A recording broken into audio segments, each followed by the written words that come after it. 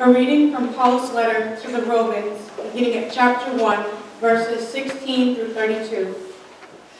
For I am not ashamed of the gospel, because it is the power of God that brings salvation to everybody who believes, first to the Jew, then to the Gentile. For in the gospel the righteousness of God is revealed, a righteousness that is by faith, from first to last, just as it is written, the righteous will live by faith.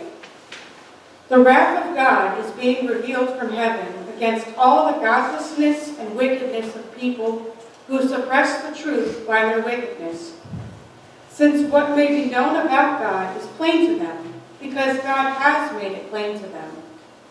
For since the creation of the world, God's invisible qualities, his eternal power and his divine nature have been clearly seen, being understood from what has been made, so that people are without excuse.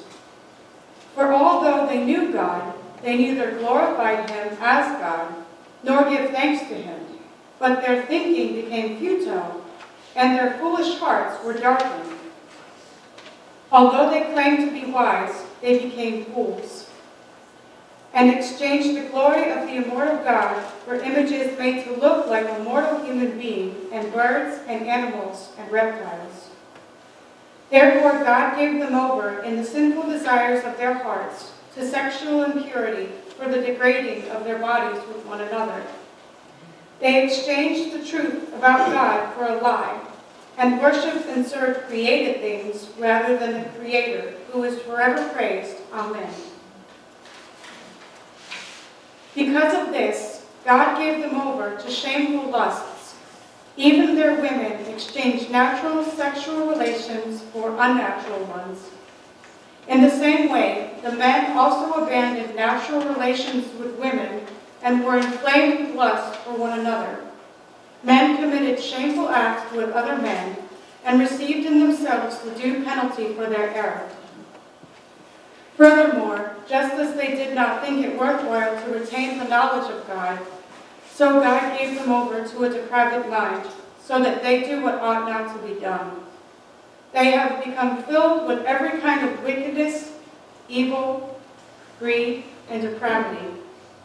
They are full of envy, murder, strife, deceit, and malice.